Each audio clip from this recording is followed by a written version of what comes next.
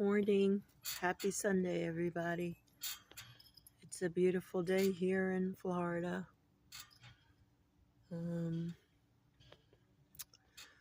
Let's see. I woke up to very many comments and much support and encouragement. And I've been getting a lot of shout outs from Joe's Sleep and Slim Down Journey and JC Calamity Jane. And I've been getting a lot of support and encouragement from Dee Dee and Harjarine, and I've always gotten support from Simply Taisha, and I'm getting to know a lot of you, Mia, and I don't know all your names, but I'm getting to know you, and I will learn them, and I just wanted to say thank you. I know I've said thank you at the end of my last video, and I try to say thank you. I think most of my videos, but maybe not. Maybe I don't say it enough. I just want to tell you that they're not just words. I want you to know that, growing up, and I will try and keep this short, but I just want you to know where I'm coming from. And that when I write thank you so much and give my little emoji hearts and hugs and love, that I'm not just saying it. I want you to know a little bit about how I started, and I will make it brief. I love my parents for better or for worse, and they're both deceased. And I don't blame, because I believe that, whatever your upbringing is, it's part of who you are now. And, at some point as an adult, you have to take responsibility for your own actions. I mean, you should even as a kid, obviously, but, you can't blame your parents for everything. At some point, you got to take responsibility. And that's how I am even with my own kids. And just to be transparent, my kids are not my biological children. They're my stepchildren. I have 2 stepsons and a son-in-law. My oldest is gay, and he's married, and he lives in California. But my youngest, he lives not far from us, and he has a lot of issues, and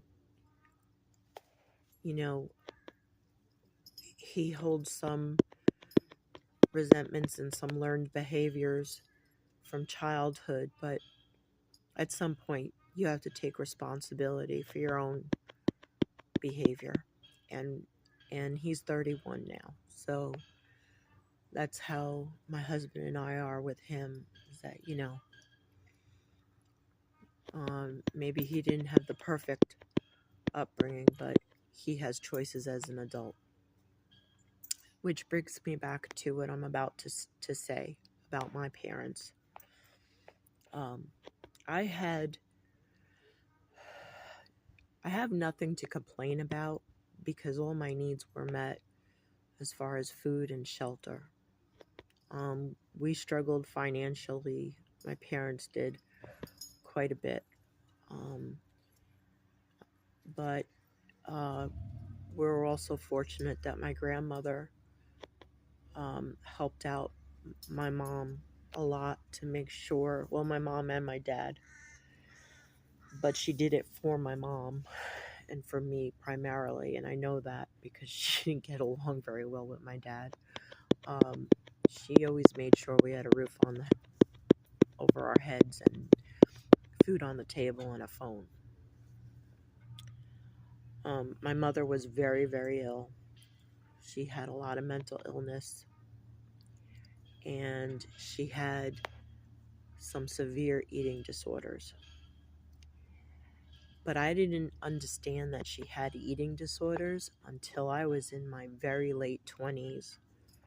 And I started really thinking back and looking at behaviors, and I started to realize, oh, that's what was going on. I look back at childhood pictures of mine.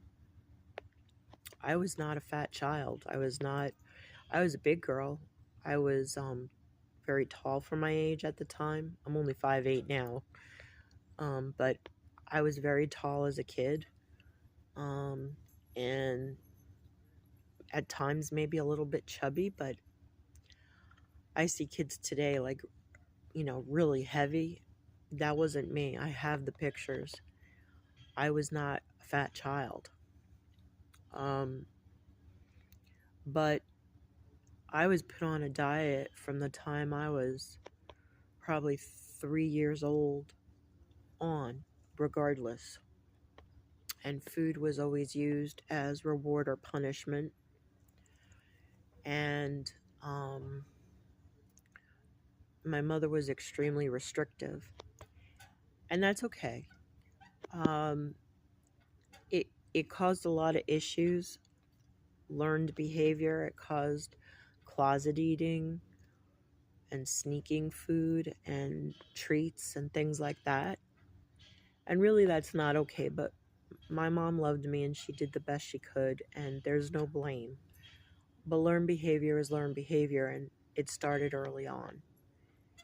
My grandmother was about, you could not get up from the table until you finished your meal, regardless of how full you were.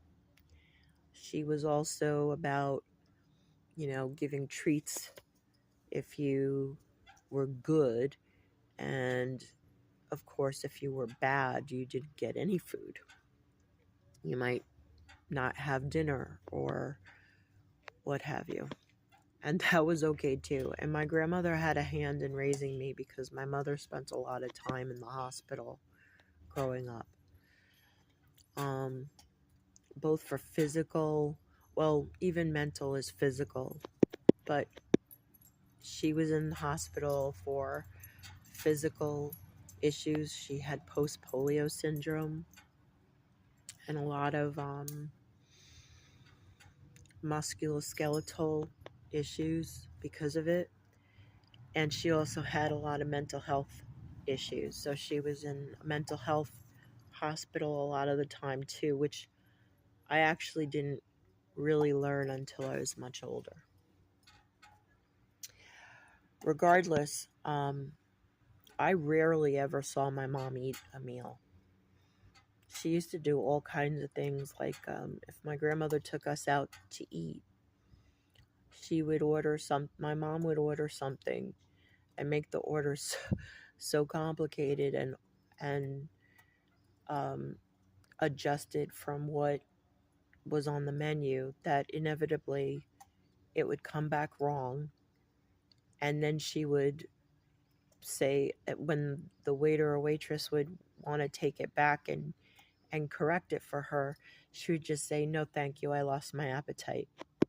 And this happened every single time that we ate. I cannot remember a time where my mom actually sat, ordered a meal, and ate in front of me.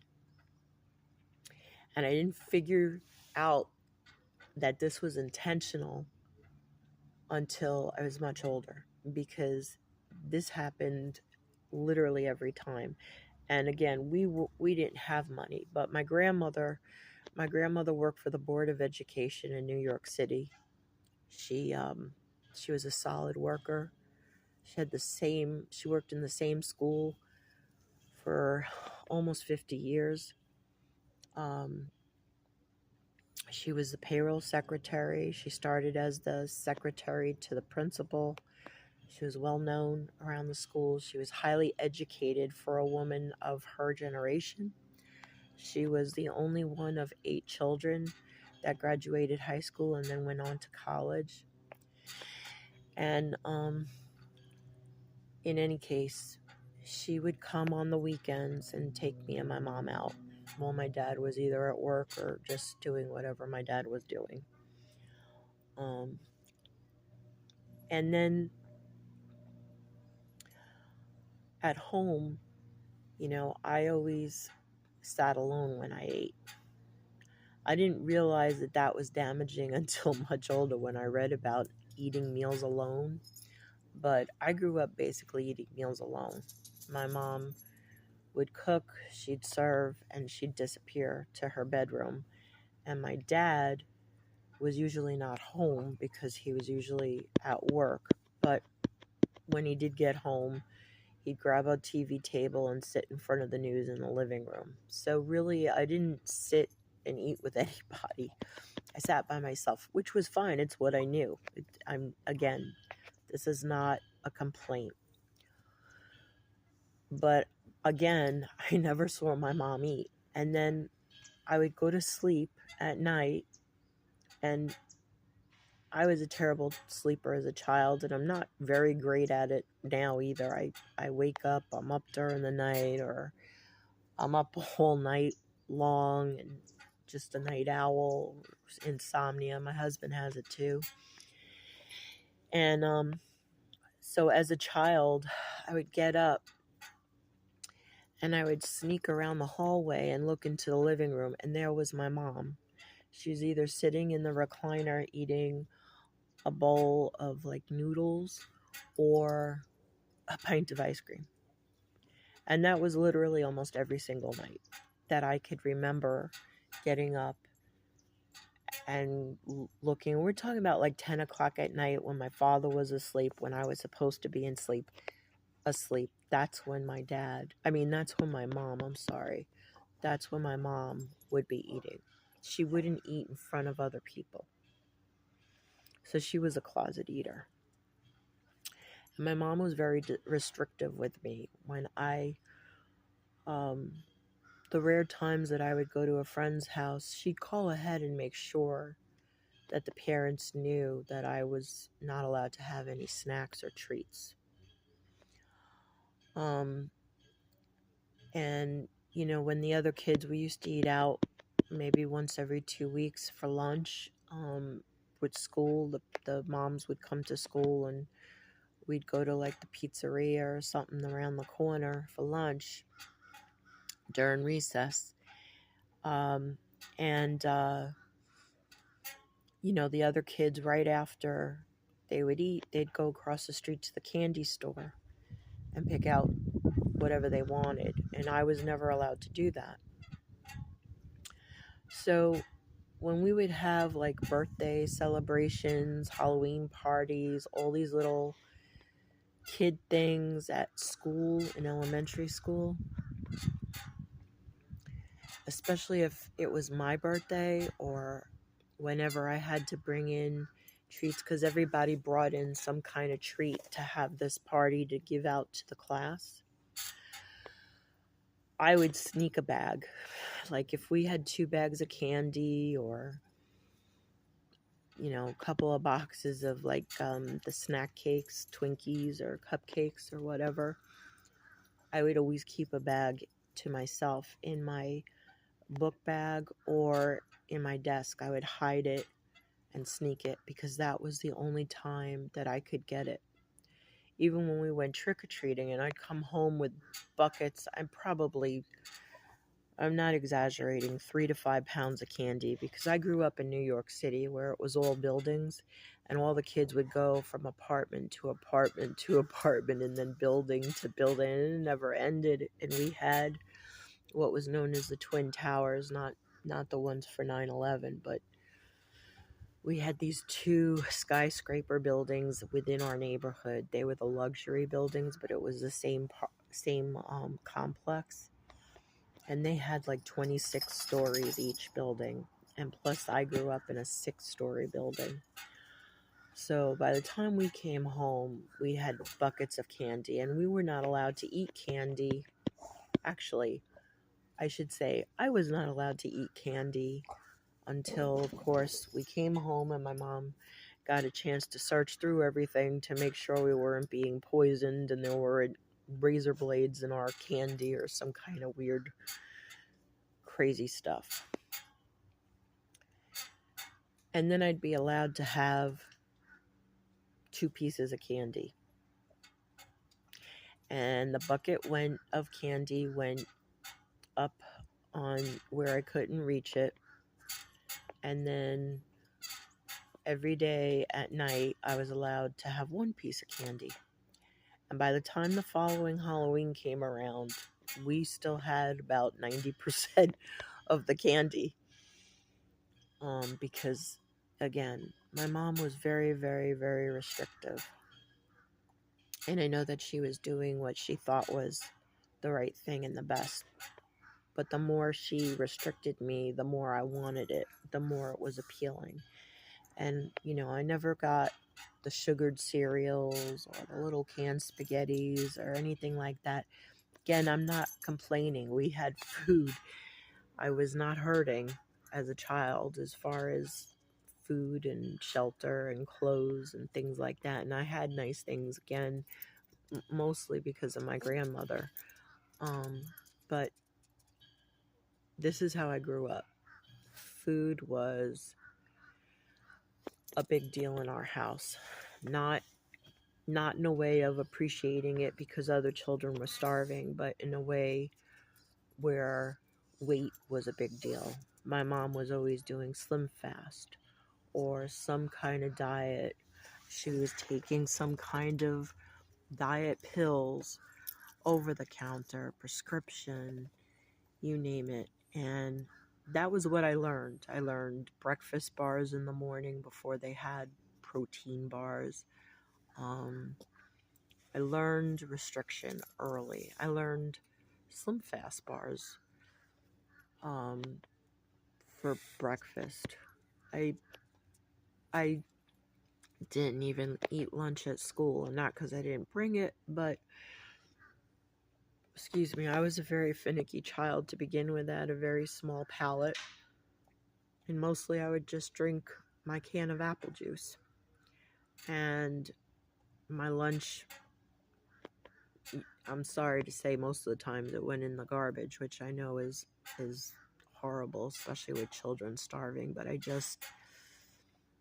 didn't want what I had, and I didn't even like to be around food, and I wasn't hungry a lot of the time. I learned early on, long periods of time, to go without food. The primary meal in my household was dinner. And again, this is not blame. It's not anything other than learned behavior. But I basically learned how to have disordered eating early on. And I was one of the kids where I was not popular. I had very low confidence. I had maybe a friend. Actually, I did have a friend. I had my best friend, Doretha. But I was bullied a lot growing up, from as long as I can remember, from, I want to say, 2nd grade primarily, all the way through till I got to high school. When I got to high school, there was some bullying, but I seemed to find my grasp. I found my people, and I had friends, and high school was actually better than any of the other school years prior. But I was really, really bullied. I was beaten up pretty badly 2 weeks before 6th grade graduation on to junior high school. When I was in junior high school, I started 8th grade. I started junior high school in 7th grade, but when I started my 8th grade year, I started in a body brace because I had really bad scoliosis, and I was in this hard fiberglass brace that had to be on like 23 hours a day, and it would stick out at the back, and I I mean, you couldn't bend, you couldn't move. It basically covered my entire torso. And it was, um, it was obvious that I was wearing this brace. And I used to, when I would go up the stairs, kids would hook onto the back of my brace that would stick out in the top and pull me down the stairs. And I had trouble seeing behind me to sit down. They would pull the chair out from under and things like that. This is not a poor me video, I promise. I'm just giving some background because my early years were rough, which a lot of us have rough early years. You know, again, I know there's always someone who's had it 10 times worse than me. But my point in telling you all this is that, and I can't speak for anybody else, so I'll just talk for myself. I grew up with very little confidence, very low self-esteem, developed a lot of eating disorders, started out anorexic, ended up bulimic. Eventually, I became overweight and then obese and then morbidly obese, binge eating disorder, compulsive overeating. You name it, I've been through it. You name the diet, I've just about done it. And, you know, when you're bullied, when you're called all kinds of names, when you're physically bullied as well as mentally and emotionally bullied, and then you have all these eating issues and, you know, you're called every name in the book, you take that with you.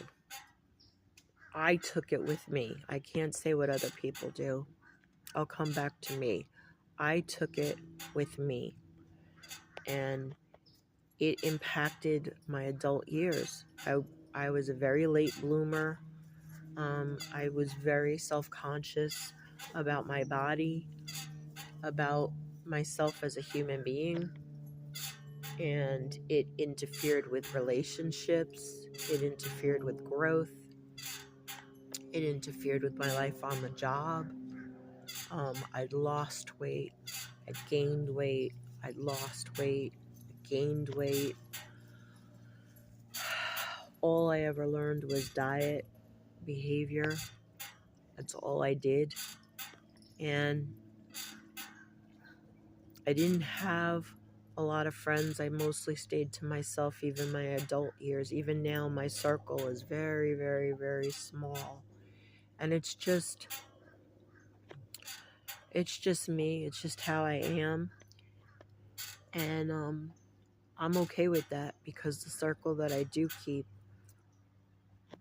these are people that love me for life. They're my friends, but they're my family. And my friends become my family.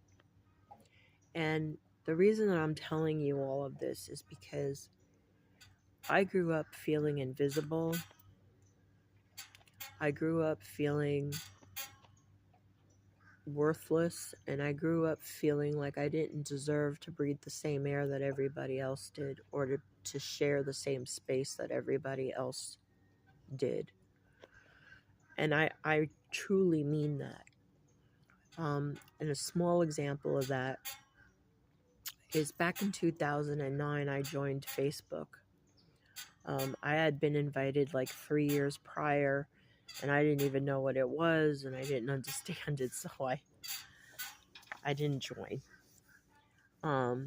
Anyway, I joined in 2009, and once I started to understand what it was, all these people started contacting me, and these people were kids that I grew up with. Some of them were the very bullies that I had to deal with as a child, day after day, year after year, particularly in elementary school, kindergarten through 6th grade.